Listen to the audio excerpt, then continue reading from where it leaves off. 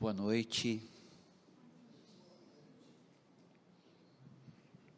Vou convidá-los a abrirem suas Bíblias, então, em Colossenses. Estamos ainda no capítulo 1. Nós vamos iniciar com o versículo 24, que na verdade a gente já viu, mas eu preciso do 24 para entrar no 25, certo? Então, nós vamos começar no 24 e já entramos no 25, sem comentar o 24. Agora me regozijo nos meus sofrimentos por vós e preencho o que resta das aflições de Cristo na minha carne, a favor do seu corpo, que é a igreja, da qual me tornei ministro, de acordo com a dispensação da parte de Deus, que me foi confiada a vosso favor, para dar pleno cumprimento à palavra de Deus. Então, nós vamos pegar o finalzinho do 24, que diz, a favor do seu corpo, que é a igreja, da qual me tornei ministro. E daí, já entrando no 25, de acordo com a dispensação que recebi da parte de Deus, que me foi confiada. Paulo tinha plena certeza do seu chamado ministerial. Ele tinha plena certeza. Ele disse, olha, é a favor do corpo que eu estou sofrendo, participando com Cristo desse sofrimento pelo seu corpo, eu me tornei ministro para servir a este corpo, de acordo com a dispensação de Deus, e Ele me confiou este chamado. Então, essa certeza de Paulo do seu chamado, essa certeza da sua vocação ministerial, é o que lhe deu a graça para suportar as dificuldades, enfrentar as oposições e nunca desistir em meio às tribulações, porque ele sabia do seu chamado. E o que eu sinto, meus irmãos, que no século 21, algo que está acontecendo, é o número de jovens que sentem este mesmo chamado ao ministério, me parece ter diminuído significativamente. Quando eu era guri, logo que eu me converti, eu lembro nos Estados Unidos, eu tinha 18 anos de idade, e só na minha congregação, uma congregação não muito grande, eu acho que tinha uns 200, 300 membros, e tinha um grupo de jovens, talvez 20 a 25 jovens, mas destes 25 jovens, pelo menos 5 se tornaram pastores. Havia uma disposição, um desejo de servir o Senhor de tempo integral, de ser um pastor. E assim como houve na década talvez de 60 e 70, uma disposição dos jovens de serem missionários, né, eu lembro quando surgiu o Jocum, né, jovens com uma missão, quantos jovens foram para a missão, ficavam 1 ano, 2 anos, e alguns estendiam e iam para outras nações e se tornaram missionários tempo integral, mas na década de 80 e de 90, houve assim uma explosão de jovens querendo servir o Senhor. E quando eu digo querendo servir o Senhor, estou dizendo querendo ser pastor, querendo ser ministro do Evangelho. Sentiam um chamado e queriam isso, almejavam isso. Iam para a escola bíblica, iam para instituto bíblico, iam para o seminário bíblico, estudavam teologia, porque queriam ser ministros do Evangelho, queriam servir a igreja do Senhor, como Paulo. Eu lembro muitos, até queriam ser padres. Eu lembro um dia, nós fazíamos retiros, na década de 90, nós fazíamos retiros na comunidade, naquele seminário católico, né? Até lembro uma vez um seminarista, ele queria ser batizado no Espírito Santo, então ele veio falar comigo, ele disse, Wilson, eu quero ser batizado no Espírito Santo, será que vocês podem orar por mim? Oramos por ele, ele foi batizado no Espírito Santo. Mas conversando com ele, conversando com os padres, eles disseram, olha, a gente está vivendo uma crise na Igreja Católica, os jovens não querem ser padres mais, só que a gente está vivendo essa mesma crise na Igreja Evangélica, os jovens não almejam o episcopado. Diz em 1 Timóteo capítulo 3, versículo 1, fiel é a palavra, se alguém aspira ao episcopado, e essa palavra episcopado significa ao pastoreio, excelente obra almeja.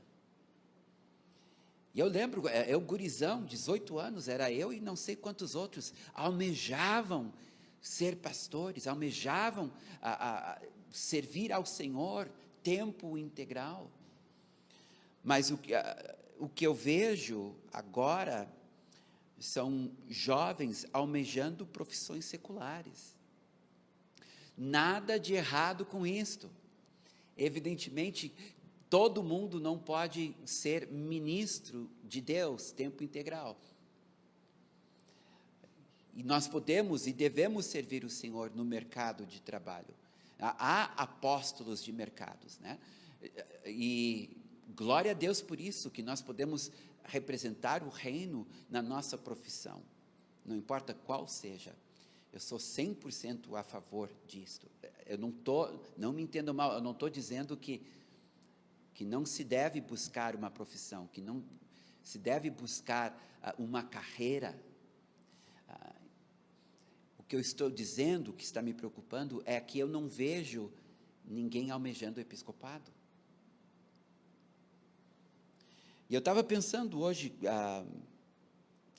os motivos, porque houve uma diminuição nos Estados Unidos, na Europa, no Canadá, que é onde eu tenho contato, né?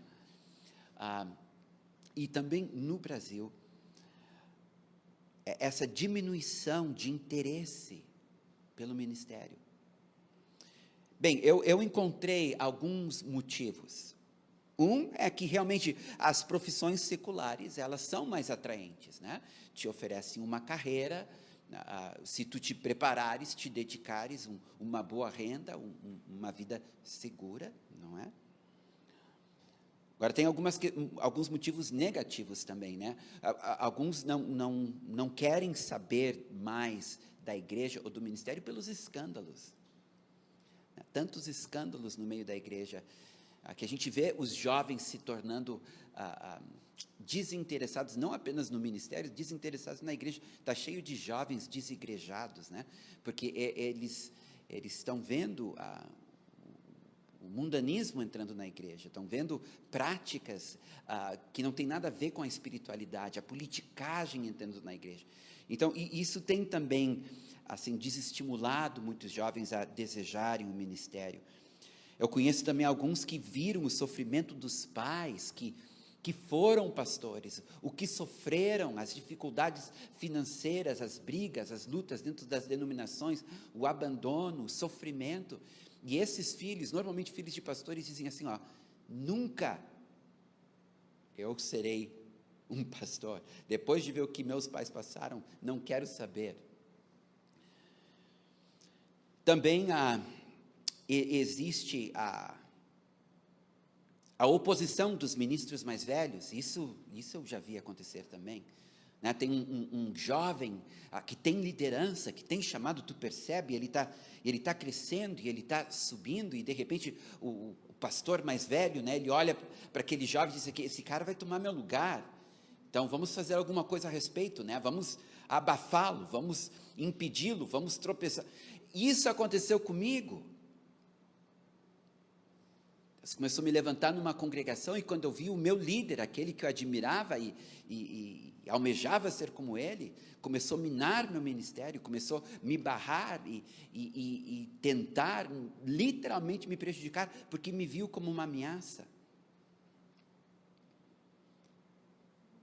Às vezes é falta de oportunidade, né? A igreja é muito grande ou muito pequena, e tem pessoas que têm chamado, têm dom, têm talento, mas não existe essa visão da parte da liderança para enxergar e investir nos talentos emergentes, né? Que estão surgindo. E às vezes é a falta de recrutamento, e quando eu falo em recrutamento eu quero dizer isso que eu estou fazendo agora, dizendo, olha, quem almeja o episcopado, boa coisa almeja. É uma honra poder servir o Senhor, servindo a sua igreja. E eu quero ver mais jovens desejando o episcopado, desejando fazer instituto bíblico, desejando fazer um seminário, desejando seguir a carreira pastoral, porque a igreja precisa disso. A igreja precisa. Porque se jovens com chamado não se apresentarem, pessoas sem chamado vão se apresentar. E o que nós temos em Paulo é um homem com chamado, que abriu mão da sua carreira para seguir este chamado que ele recebeu de Deus. E foi muito bem sucedido em meio a muitas lutas e provações, mas completou a carreira, combateu o bom combate e guardou a fé. Eu vou dizer para vocês, não é fácil pastorear, não é fácil liderar uma igreja, mas há recompensas, E eu olho para vocês, eu estou falando aqui para os jovens, né? E eu fico pensando, quantos entre vocês de repente têm um chamado? Talvez é um chamado missionário. Eu amo missões. Talvez é um chamado missionário. Talvez Deus quer te levar para uma outra nação, né? Para servir Ele lá. Talvez morrer por Ele lá. Ou talvez entre vocês jovens tem alguém que tem um chamado pastoral, chamado para servir a igreja. Quero dizer para ti, se tu sente este chamado de Deus, boa coisa tu pensa em fazer. É tão nobre quanto ser médico, advogado, engenheiro, arquiteto, qualquer outra profissão. Mas nós não podemos ter uma geração que vai crescer sem pastores. Amém? É uma preocupação que eu carrego já há algum tempo, e eu espero que os escândalos e os desapontamentos e as frustrações não venham a roubar de alguns de vocês um chamado pastoral, certo? Agora, se tu não tem esse chamado, não tem importante, porque tu é chamado para ser discípulo de Jesus onde tu estiver, na profissão em que tu estiver. O que eu não quero ver é pessoas que têm um chamado pastoral abrir mão desse chamado, né, para fazer outra coisa. Eu tentei, mas meu coração sempre voltava para as coisas da igreja, até que um dia eu desisti. Conversei com a Leide, conversei com os guris, eu tinha um bom emprego, e eu disse, eu vou ter que escolher. E eles disseram, nós estamos contigo, teu chamado é pastoral. E eu abri mão da minha carreira profissional para me tornar pastor dessa congregação maravilhosa que eu amo tanto, né? Amém. E ele continua, então, a vosso favor, falando dos gentios, né? Então, ele tinha um chamado ministerial, esse chamado ministerial que ele tinha era a favor dos gentios. Paulo havia recebido um chamado especial, que era para evangelizar os gentios, fundar igrejas gentílicas, da mesma forma que Pedro havia recebido um chamado especial para evangelizar os judeus e fundar igrejas messiânicas. Eu acho muito engraçado, né, porque a Igreja Católica diz que Pedro, né, é o fundador do papado, mas biblicamente Pedro nunca pregou para os gentios. Pedro era um apóstolo para os judeus. Paulo que era apóstolo para os gentios. Gálatas, capítulo 2, versículos 6, 7, depois pulando para o 9. É mais fácil vocês me acompanharem ouvindo-me do que lendo atrás de mim, porque eu vou pular alguns trechos. E quanto àqueles que pareciam ser de maior influência, Paulo falando, nada me acrescentaram, antes pelo contrário, quando viram que o evangelho para os gentios me fora confiado, como a Pedro o evangelho para os judeus, me estenderam, a mim e a Barnabé, a mão direita, literalmente um aperto de mão, tá? Que é a destra da comunhão. A destra da comunhão era um aperto de mão, a fim de que nós fôssemos para os gentios e eles para os judeus. Então, isso é muito grande.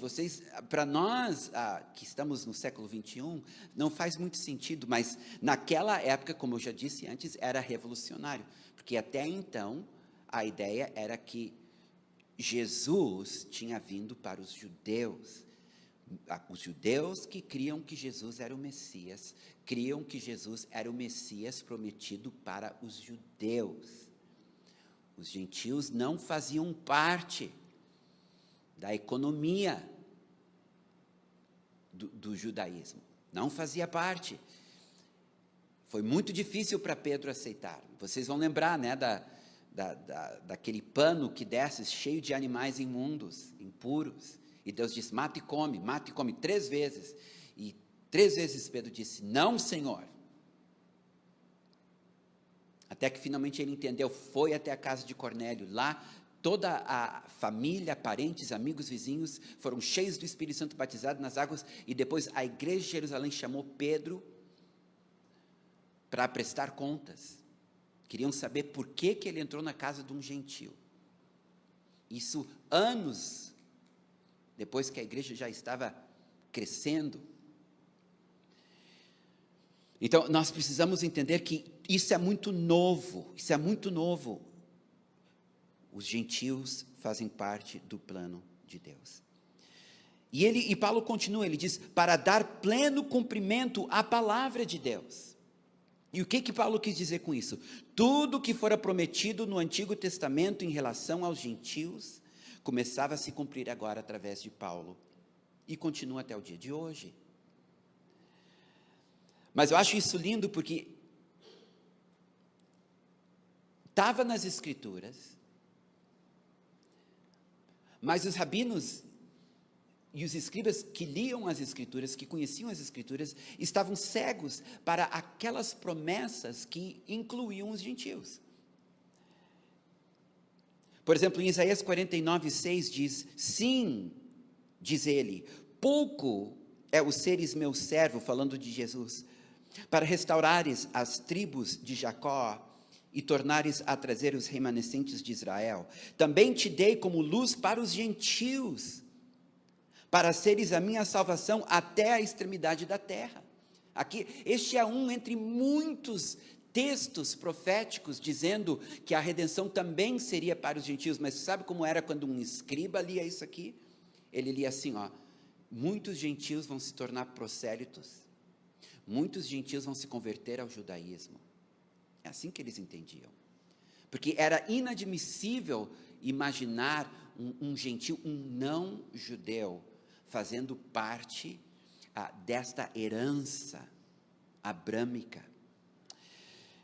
E Paulo apanhou bastante, era uma crise muito importante, que para hoje nós não faz muito sentido, mas naquela época, por pouco, a igreja não se tornou apenas uma seita dentro do judaísmo. Paulo foi o grande herói da igreja gentílica. Nós existimos hoje porque Deus levantou Paulo para defender a liberdade religiosa nossa, nós, os gentios.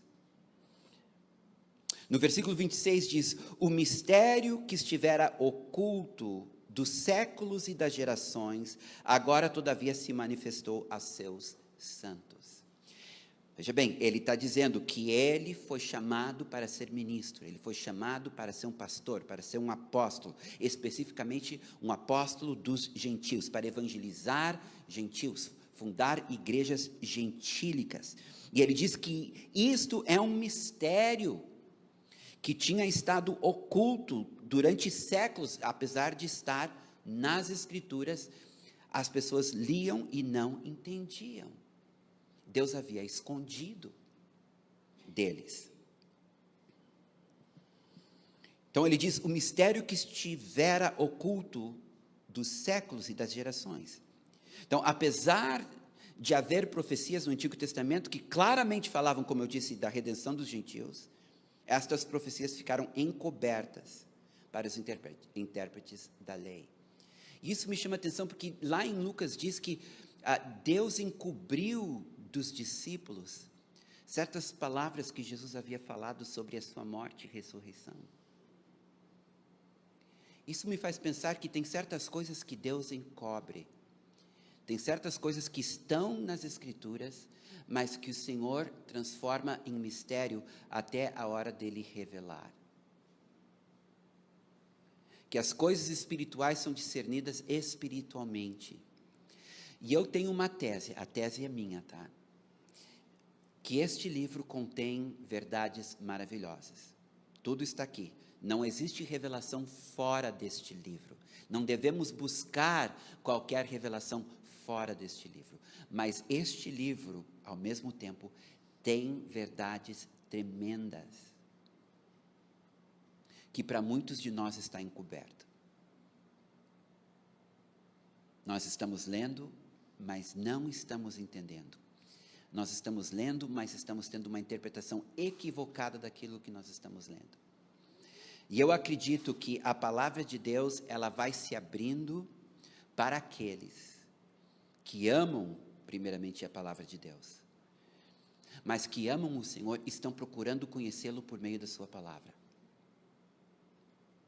E outra crise que eu vejo acontecendo nesta geração, na nossa geração, uma é a crise vocacional, né? Episcopal, de pastor. Isso é uma crise que eu vejo. Outra crise que eu vejo, talvez um é consequência do outro, é uma crise em relação à própria palavra de Deus, um desinteresse, um descaso pelas Escrituras. Sabe, tirando algumas denominações, como talvez a presbiteriana, que eu realmente vejo um interesse bem sério dos presbiterianos em conhecer as Escrituras. Nas outras denominações eu não vejo esse mesmo interesse, principalmente entre nós, os pentecostais e carismáticos. Não temos interesse em conhecer as Escrituras, em nos aprofundar nelas. Eu vejo as pessoas lendo trechos isolados, mas não pessoas lendo a Bíblia toda, de capa a capa. Sabe, eu lembro quando eu me converti, eu não estava sozinho nisso, eu tinha uma concordância bíblica, eu tinha um dicionário bíblico, eu tinha um comentário bíblico, eu tinha um outro livro que eu descobri lá, era um tipo de uma enciclopédia bíblica, né? Eu consegui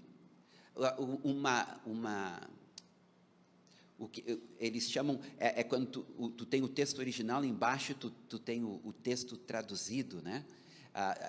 Interlinear. Eu consegui com o pastor, isso quando os computadores recém estavam surgindo, né? Uma interlinear do Antigo Testamento, Septuaginta. E eu pude ler o Antigo Testamento, em cima grego, embaixo a tradução literal. Depois eu consegui uma do Novo Testamento. E eu babava em cima. Então, vocês precisam entender, eu era um cara que, até me converter, o único livro que eu tinha lido era Tubarão, um romance americano que depois fizeram um filme. Era o único romance que eu tinha lido do início ao fim. Eu não gostava de ler, mas quando eu me converti, eu entendi que este livro continha palavras de vida eterna. E foi com ele que eu aprendi a amar a ler. E por causa dele que eu acabei lendo outras outras disciplinas, né, como história, sociologia, filosofia, né, para entender este livro melhor.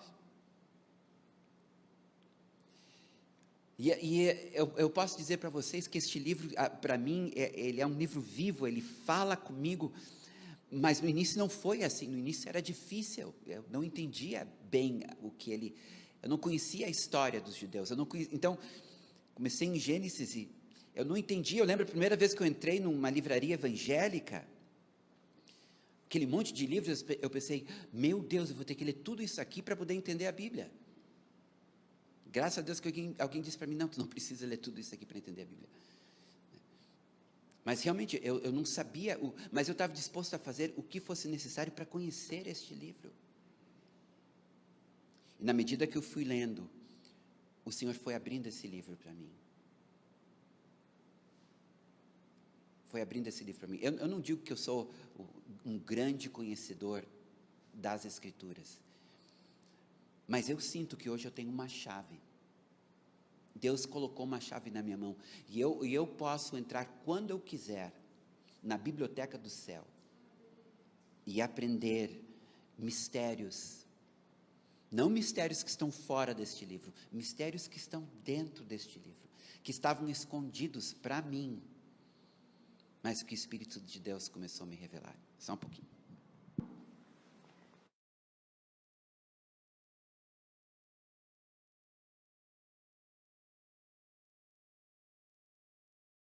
Então, queridos, eu não sei qual é a profundidade que vocês têm na Bíblia, o quanto vocês entendem da palavra de Deus, o interesse que vocês têm neste livro, mas eu quero dizer que o Senhor honra aqueles que o honram. E se vocês honrarem este livro vai se abrir para vocês. Agora, se vocês não honrarem este livro, ele vai continuar sendo um livro fechado, um livro cheio de mistérios. Então, aqui nós temos Paulo, que estudou as Escrituras, e ao estudar as Escrituras, ao entender da parte de Deus, que ele tinha um chamado especial, e que Deus iria usá-lo para converter os gentios, a Bíblia começou a se abrir para ele começou a ver estes textos, como esse que eu acabei de ler para vocês. No versículo 27 diz, aos quais Deus quis dar a conhecer qual seja a riqueza da glória deste mistério entre os gentios, isto é, Cristo em vós, a esperança da glória. Agora, eu já ouvi muitas interpretações do que significa Cristo em vós, a esperança da glória, interpretações que estão totalmente fora do contexto. Ele está falando aqui dos gentios, que Jesus tinha vindo também para nós, não judeus, e quando ele diz assim, a riqueza da glória deste mistério, dado aos gentios, e qual é esse mistério? Cristo em vós, a esperança da glória. Mas o que significa Cristo em vós, a esperança da glória? Vamos lá para Efésios, lembrando que Efésios é a carta espelho desta aqui, né? Tudo que está escrito aqui está escrito lá, algumas coisas estão mais desenvolvidas em Colossenses, outras em Efésios. Este ponto sobre o chamado nosso para a salvação, está mais desenvolvida lá em Efésios. Então, em Efésios capítulo 3, versículos 1 a 7, diz assim, por esta causa, eu, Paulo, sou o prisioneiro de Cristo Jesus. Por amor de vós, gentios, se é que tendes ouvido a respeito da dispensação da graça de Deus, a mim confiado, para vós outros. Pois segundo uma revelação me foi dado conhecer o mistério, conforme escrevi há pouco, resumidamente, pelo que, quando ledes, podeis compreender o meu discernimento do mistério de Cristo. E agora ele vai dizer qual é esse mistério, o qual em outras gerações não foi dado a conhecer aos filhos dos homens, como agora foi revelado a seus santos apóstolos e profetas no Espírito, a saber, aqui está o mistério, que os gentios são co-herdeiros, membros do mesmo corpo e coparticipantes da promessa em Cristo Jesus, por meio do Evangelho, do qual fui constituído ministro, conforme o dom da graça de Deus a mim concedida, segundo a força operante do seu poder. Então aqui ele deixa bem claro, qual é o mistério que estava escondido das gerações.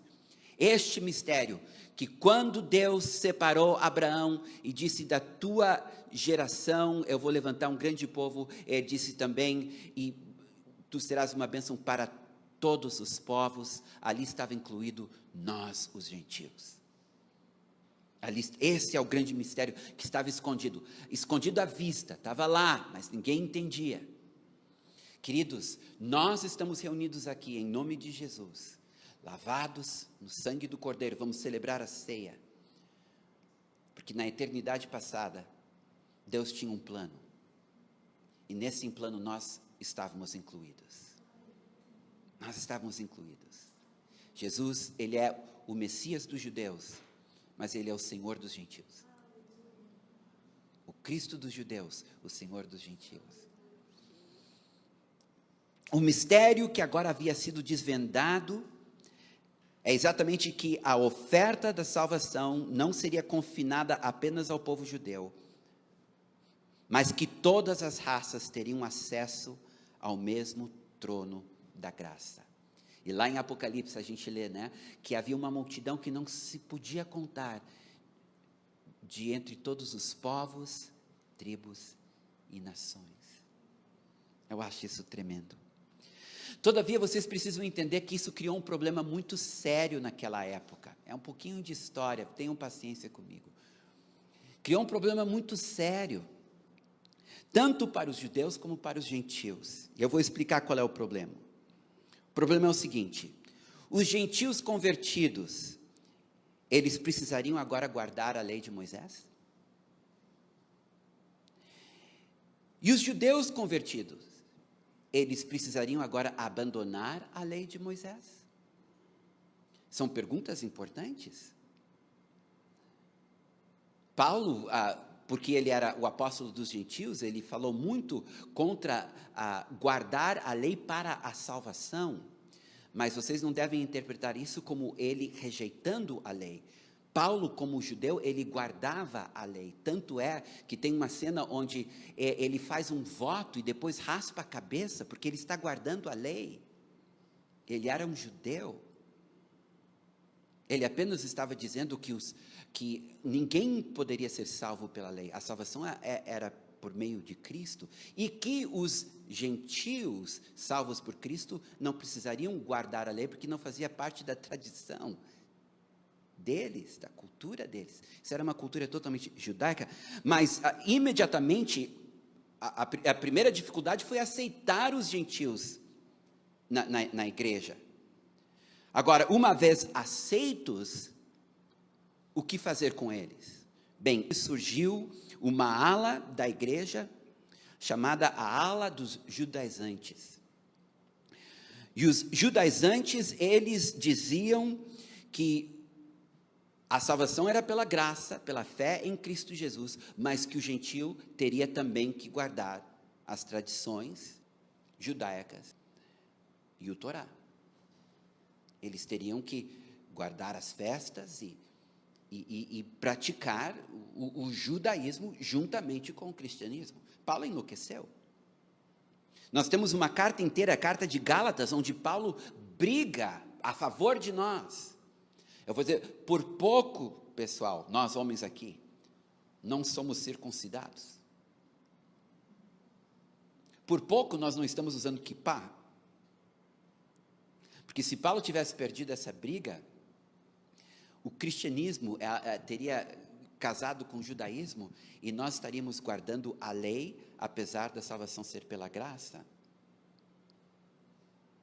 Foi uma briga ferrenha e o Espírito de Deus deu vitória para Paulo. E os judaizantes acabaram perdendo no primeiro concílio que houve em Jerusalém, onde se decidiu então que os gentios não precisariam guardar a lei de Moisés, não precisariam guardar o Torá, não precisariam guardar as tradições judaicas. Esse espírito legalista voltou. Ele está no nosso meio, ele está nos nossos dias. Não se chama mais judaizantes, mas se chama Movimento Raízes Hebraicas.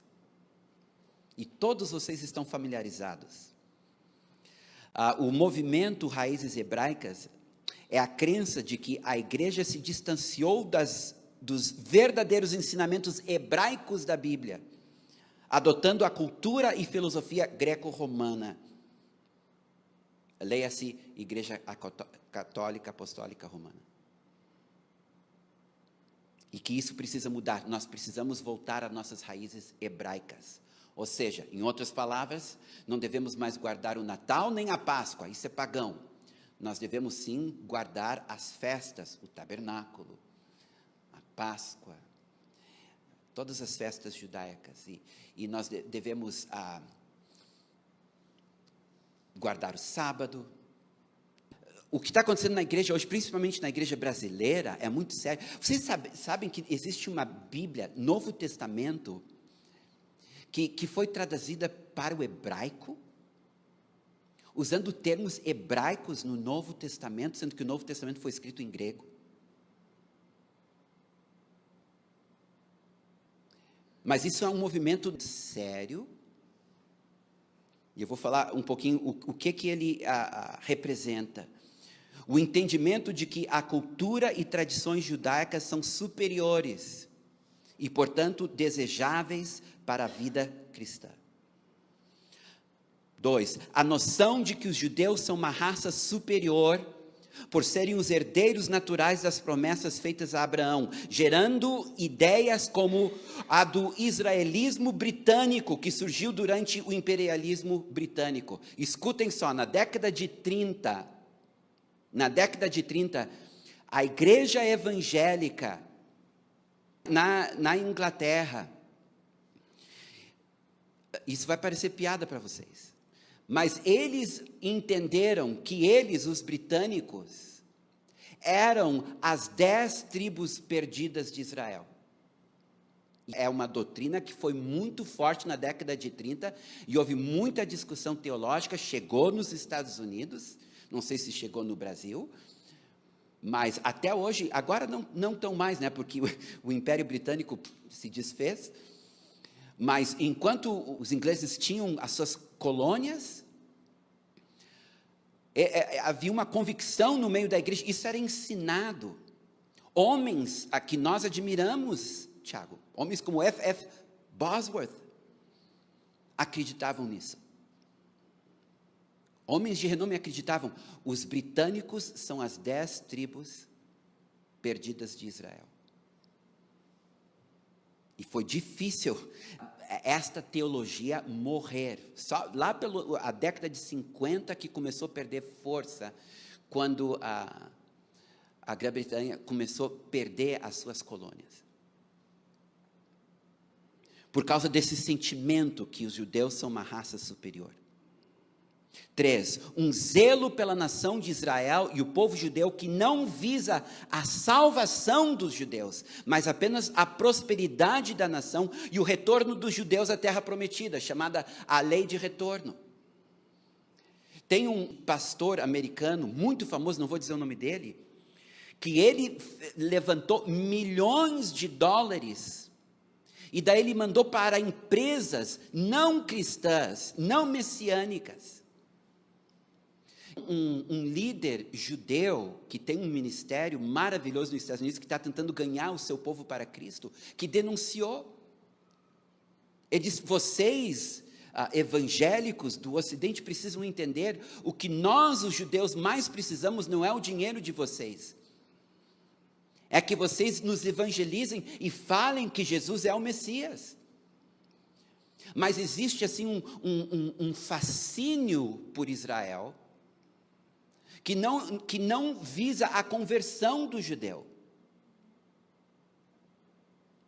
Eu amo Israel, eu amo o povo judeu. Não me entendam mal, eu só quero dizer que eu não sou judeu. Shalom não é uma palavra estranha para mim, eu não sou judeu. Paz, eu sou brasileiro. Mas eu não sou judeu. Tu não és judeu. Sou totalmente gentil, apaixonado por Jesus, salvo pelo sangue do Cordeiro, e não preciso guardar as festas judaicas, e não preciso usar um kippá para ser um discípulo de Jesus. E aqui no Brasil isso caiu assim de uma maneira, e eu tenho muita dificuldade com isso, porque por trás disso eu sei que existe um espírito de legalismo, entendeu? Foi contra isso que Paulo brigou, lutou, para nos deixar livres, para a liberdade nós fomos chamados, não para a liberdade da carne, mas a liberdade em Cristo. Em Atos 15, 19 a 21, pelo que julgo eu, não devemos perturbar aqueles que dentre os gentios se convertem a Deus, mas escrever-lhes que se abstenham das contaminações dos ídolos, bem como das relações sexuais ilícitas, da carne de animais sufocados e do sangue. Porque Moisés tem em cada cidade, desde tempos antigos, os que pregam nas sinagogas, onde é lido todos os sábados. Tá? Isso é o que foi decidido no concílio de Jerusalém, no ano 52. Certo?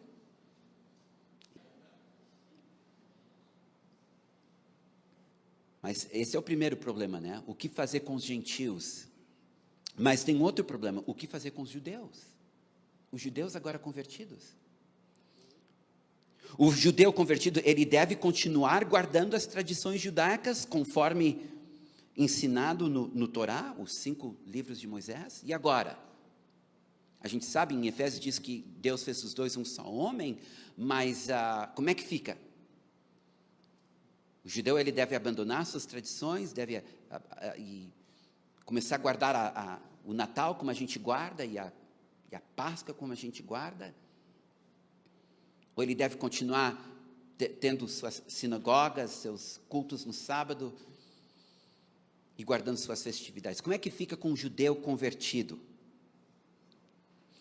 Embora as Escrituras ensinem que a salvação não é obtida guardando a lei, mas pela fé no sacrifício de Yeshua HaMashiach, que significa Jesus Cristo, ainda há 2 razões pelas quais os judeus convertidos devem guardar o Torá e as suas tradições. Eu estou dizendo aqui que os judeus convertidos devem continuar guardando as suas tradições, devem continuar guardando o Torá. Primeiro, para manter a sua identidade racial e não ser assimilado por outros povos. Eu tinha uma amiga, ela era oftalmologista, e ela era judia. Mas eu sabia que ela não praticava, ela nem cria em Deus. E um dia eu brinquei com ela, eu disse: guria, tu nem acredita em Deus e tu não perde uma festa, tu não perde um culto na sinagoga, tu está sempre lá, tu guarda, por quê? Ela disse: uai, porque eu sou judia. São as nossas tradições. Durante séculos, os judeus eram um povo sem nação, sem terra, espalhados. O que os manteve unidos? O que os levou a voltar à terra prometida? As suas tradições. O Torá. É isso que os mantém um povo. Não existe outra raça tão antiga que tem se mantido intacta, sem ser assimilada por outras culturas. Então, são exatamente essas tradições que Deus deu ao povo judeu, estas leis que Deus deu, essas festividades que Deus deu, que mantêm a sua identidade como povo de Deus. E eles sobreviveram séculos, 2000 anos, depois que os romanos destruíram Jerusalém, foram espalhados, e só em 1948 voltaram para a sua terra. É muito tempo. No entanto, eles mantêm as mesmas tradições, mesmo Deus, mesma Bíblia. Isso não é maravilhoso?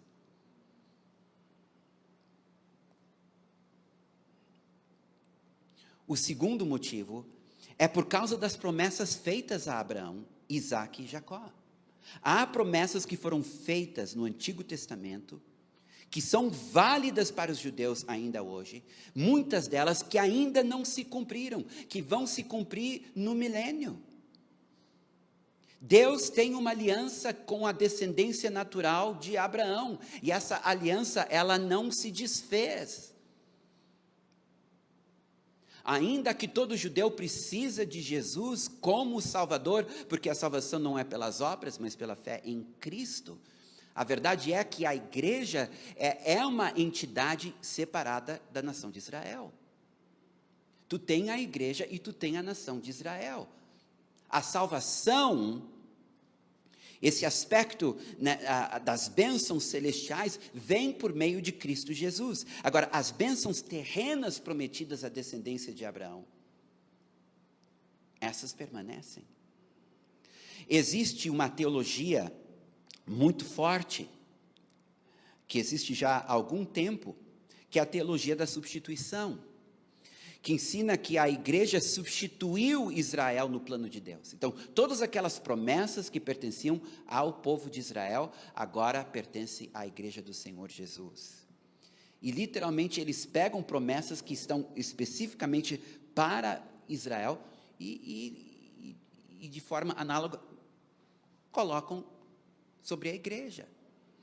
E é maligna essa teologia da substituição. Deus é um Deus fiel, e todas as promessas que ele fez ao povo de Israel, ele vai cumprir. E aí está a nossa garantia que todas as promessas que ele fez a nós, ele vai cumprir. Israel é a prova que Deus é um Deus que guarda suas promessas, que guarda suas alianças. Paulo escreve em Romanos 3, 1-3, qual é, pois, a vantagem do judeu? Ou qual a utilidade da circuncisão? Muito, sob todos os aspectos, principalmente porque aos judeus foram confiados as palavras de Deus. E daí, se alguns não creram, a incredulidade deles virá a desfazer a fidelidade de Deus? Uau! Aqui Paulo escrevendo, dizendo, olha, tem vantagem sim em ser judeu. Ele está falando em relação às promessas feitas a Abraão. A vantagem em ser judeu são as bênçãos terrenas prometidas à descendência judaica.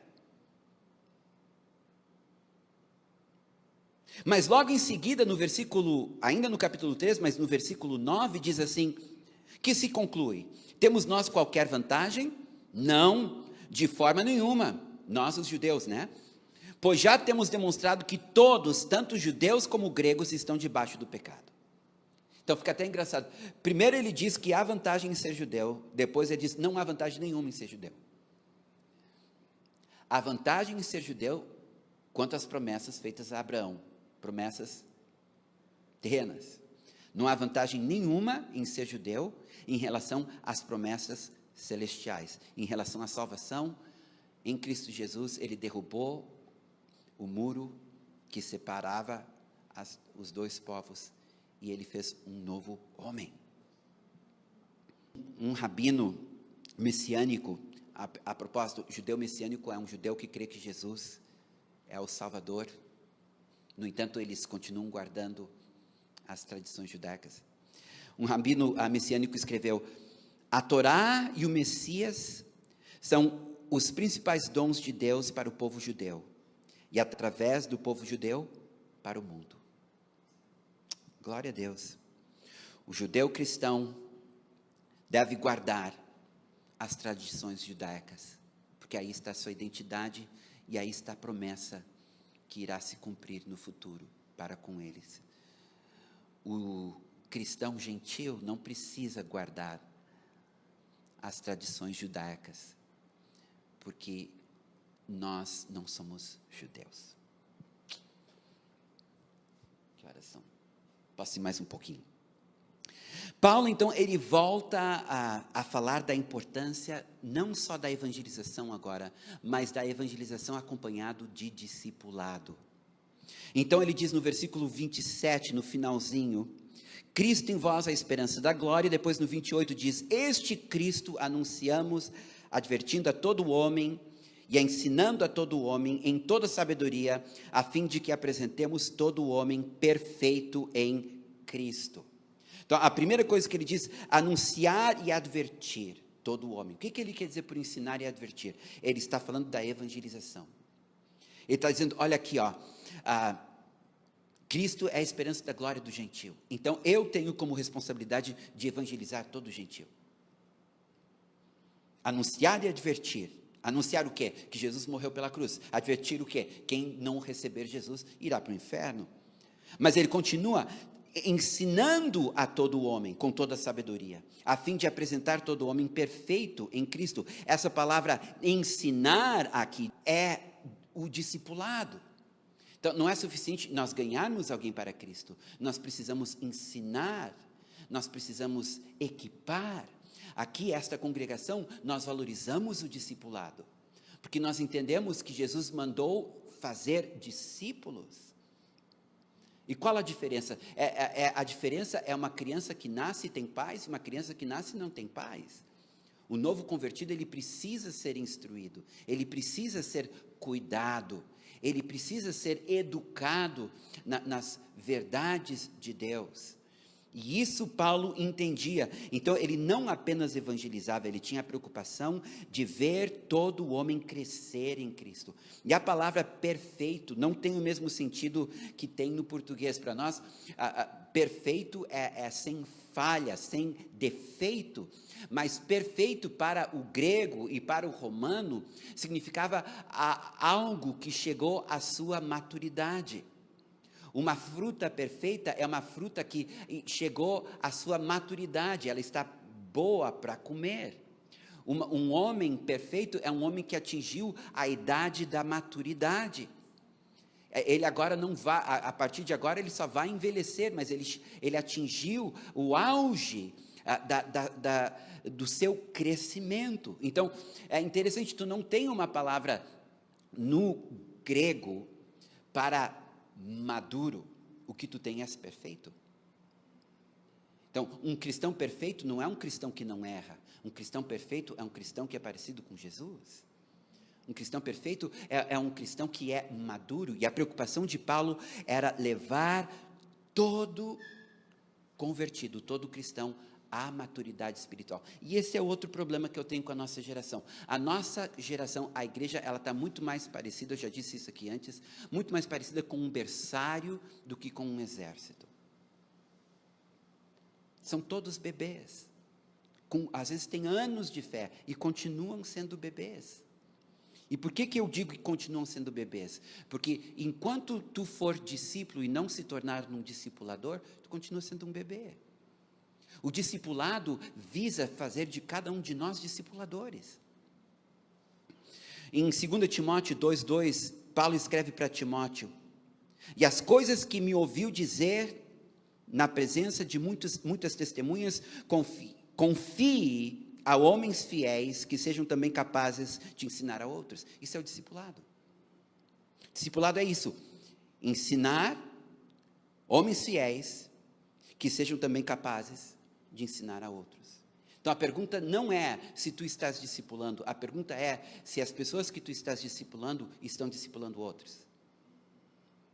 E o verdadeiro discipulado é aquele discipulado que tu pode olhar 4 gerações à frente e tu vê a 4ª geração dos teus filhos na fé discipulando.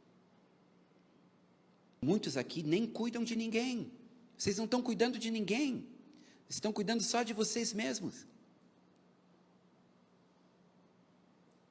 Entendeu? Assim a gente engorda, fica em volta dos nossos próprios problemas. Se tu não está cuidando de ninguém, ou tu é espiritualmente estéril, ou tu é um bebê. Mas a verdade é que todos aqui que têm algum tempo de fé, já deveriam estar cuidando de alguém. E a minha preocupação não é de estar cuidando de pessoas, a minha preocupação é que as pessoas que eu estou cuidando, estejam cuidando de outras. Esse é um discipulado eficaz. Esta é uma igreja saudável, essa é uma igreja que está crescendo e amadurecendo. Mas nós não nos preocupamos com isso, nós não nos preocupamos que não evangelizamos, nós não nos preocupamos que não cuidamos de vidas, nós não nos preocupamos que não tem pessoas cuidando de vidas, em razão do investimento que nós fizemos na vida delas. Está errado. E por isso que nós estamos nos tornando uma geração de crentes doentes, porque a gente vive em volta do nosso umbigo, vivendo só para nós mesmos, somos consumidores. Então tem 5% investindo nos outros 95%, que só recebe. E daí não se sabe porque perdeu a vontade de orar, de ler a Bíblia, de ir nos cultos, por que a vida cristã está tão chata. Eu vou dizer por que a vida cristã está tão chata, porque tu está vivendo para ti mesmo. E a vida cristã, ela não é isso. A vida cristã é tu viver primeiramente para Cristo e depois para os outros. Amar a Deus acima de todas as coisas, teu próximo como a ti mesmo. Esta é uma vida cristã saudável. E se tu tem 5 anos de fé, 10 anos de fé, 15 anos de fé, e tu não ganhou ninguém para Jesus, não está cuidando de ninguém, e tu não tem netos espirituais, no sentido que as pessoas que tu discipulaste agora estão discipulando outras, a tua salvação está garantida, mas não sei se tu tem galardão. E era esta visão de Paulo que era a visão da igreja primitiva. E era esta visão que fazia com que a igreja primitiva fosse uma igreja forte. E eu acho que nós devemos nos preocupar assim. Senhor, eu não estou ganhando ninguém para ti. Que tal ganhar uma alma este ano? 365 dias para ganhar uma pessoa para Jesus. Que tal? Orar, jejuar, clamar, evangelizar 1 milhão de pessoas para ganhar uma. E que tal cuidar dessa uma pessoa durante 1 ano? Dá toda a tua atenção, todo o teu cuidado, todo o teu amor, passando tudo aquilo que tu já aprendeu, para no 3º ano pegar essa pessoa e dizer, agora tu faz o mesmo. Tu tem 1 ano para ganhar uma vida, e depois eu quero que tu cuide dessa vida durante 1 ano. Isso é a vida cristã normal. Essa é a vida cristã que Paulo está falando aqui, que ele está ensinando a igreja de Colosso a viver. Hebreus 5,12, pois quando já deviam ser mestres, levando em conta o tempo decorrido, vocês têm novamente necessidade de que alguém lhes ensine quais são os princípios elementares dos oráculos de Deus. Passaram a ter necessidade de leite e não de alimento sólido. Isso é grave. Pelo tempo decorrido já deveriam ser discipuladores, mas tendes necessidade novamente de leite. Ou seja, vocês rodaram, vão ter que voltar lá para a primeira série e começar tudo de novo. Porque até aquilo que tu aprendeu, tu já esqueceu. Porque o que a gente não põe em prática, a gente esquece. O que a gente não investe na vida dos outros, a gente deixa de praticar. Perfeitos em Cristo, maduros em Jesus. Romanos 8, 29, porquanto aos que de antemão conheceu, também os predestinou para serem conformes à imagem de seu Filho, a fim de que ele seja o primogênito entre muitos irmãos. Este é o plano de Deus, filhos à imagem do seu Filho. Depois diz em 2 Coríntios 3, 18, e todos nós com o rosto desvendado, contemplando como por um espelho a glória do Senhor, somos transformados de glória em glória, na sua própria imagem, como pelo Senhor o Espírito. Essa é a vida cristã, queridos. É crescer, é amadurecer, é ser cada dia mais parecido com Jesus, em caráter, em vida, em intimidade com o Pai, em intimidade com o Espírito, cada vez mais parecido com Jesus em sinais e maravilhas. Eu fico angustiado quando eu vejo uma igreja, entendeu? Que não está crescendo de glória em glória. Eu fico agitado comigo mesmo quando passa um ano e eu vejo que eu continuo com as mesmas dificuldades, as mesmas lutas e não estou mais parecido com Jesus. Essa era uma preocupação muito séria de Paulo. Ele tinha que mostrar para os judeus convertidos que os gentios convertidos podiam ser tão espirituais quanto eles.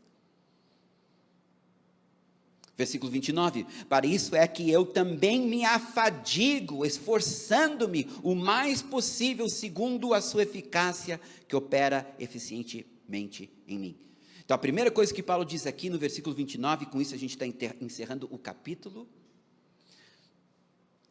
Para isso é que eu também me afadigo, esforçando-me.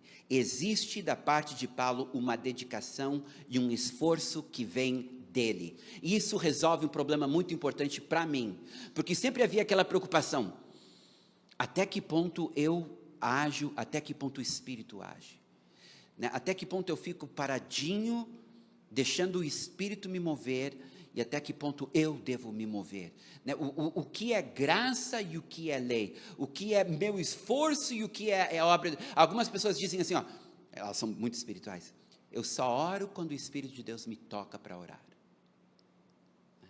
Eu só leio a palavra quando o Espírito de Deus me toca para ler. Há um esforço. Pedro fala em diligência, que é a mesma coisa, que nós devemos ser diligentes. Há um esforço da nossa parte, nós temos uma vontade. Então, Paulo aqui ele está dizendo, eu me esforço para ser um bom ministro, eu me esforço para ser um bom evangelista, eu me esforço para ser um bom discipulador, eu tenho uma parte, eu me afadigo. Ele disse, eu me canso, no final da noite eu estou cansado, mas há uma dedicação da minha... Nós levantamos, alguns aqui levantam às 4 da manhã para ir trabalhar, há um esforço. No entanto, nas coisas do reino, nas coisas de Deus, nós somos minhocas. Eu chego com uma pessoa, como é que está do devocional? Está mais ou menos assim, sabe como é que é? Eu trabalho e tenho muita coisa. Um pouquinho de esforço, um pouquinho de diligência. Não há desculpa para tu não buscar o Senhor. Não há desculpa para tu não ler a palavra de Deus. Não há desculpa para tu não ter uma vida devocional. Tu vai dizer, mas isso é legalismo. Isso não é legalismo, isso é vida. É vida espiritual. Se tu não está falando para ninguém de Jesus, isso é covardia. Mas isso vai exigir de mim, eu posso passar vergonha, posso ser rejeitado. Faz parte, meu filho, faz parte, minha filha. Tem que te esforçar, tem que dar cara a tapa. Orar por quem está doente, e se ele morrer? O importante é que tu orou, tu falou de Jesus, tu está disposto a cuidar, mas eu não sei cuidar de ninguém, a mamãe de primeira viagem também não sabe cuidar, mas há da parte de Paulo um esforço. Ele disse, eu me gastei e me deixarei gastar, isso faz parte da economia do reino, esforço. Isso não é legalismo. Não é legalismo. Deus nos deu o livre-arbítrio, Ele nos deu uma capacidade de fazer aquilo que é certo. E quando a gente faz aquilo que é certo, há uma graça e um poder que é liberado. Porque a segunda parte ele diz assim, segundo a sua eficácia que opera eficiente em mim. Veja que a primeira parte ele diz, eu me afadigo e me esforço.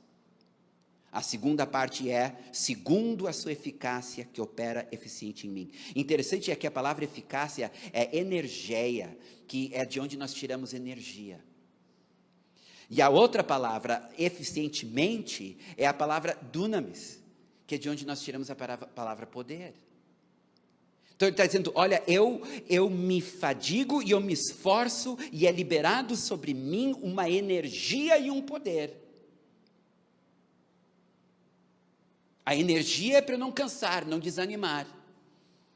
Eu já ouvi mais de uma vez, de onde é que tu tira tanta energia? Ultimamente não tanto, né, Leite? A gente está orando sobre isso. Mas teve uma época que dizia, de onde é que tu tira tanta energia? Às vezes a gente fazia umas conferências, né, um seminário, ia 3 da manhã, lá estava a gente orando por todo mundo, o pastor estava lá, não aguento mais, né? Eu que tinha pregado o dia todo, né? Onde é que tu tira essa energia? Do Espírito. E poder vem dele. Há uma energia, há um poder que é liberado àqueles que se esforçam. Não é pecado se esforçar, não é obra se esforçar, não é legalismo se esforçar. Resistir o diabo e ele fugirá de vós. Exige esforço para resistir o diabo.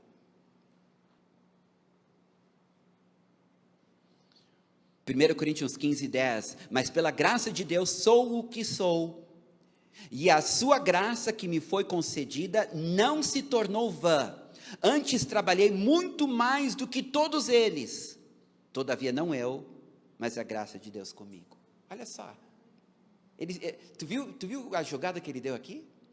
Diz, tem uma graça à minha disposição. Então eu me esforço mais do que todos eles. E essa graça, então, ela é liberada em mim. 2 Coríntios 3, 4-6. E é por meio de Cristo que temos tal confiança em Deus. Não que por nós mesmos sejamos capazes de pensar alguma coisa, como se partisse de nós. Pelo contrário, a nossa capacidade vem de Deus, o qual nos capacitou para sermos ministros de uma nova aliança. Não da letra, mas do Espírito, porque a letra mata, mas o Espírito vivifica. E queridos, é assim que ele termina o capítulo 1 de Colossenses. Nos desafiando a sermos fazedores, a darmos continuidade ao ministério terreno de Jesus. E tu nunca mais, depois dessa palavra, vai poder usar como desculpa, eu estou cansado, eu não consigo, não tenho vontade. Aleluia.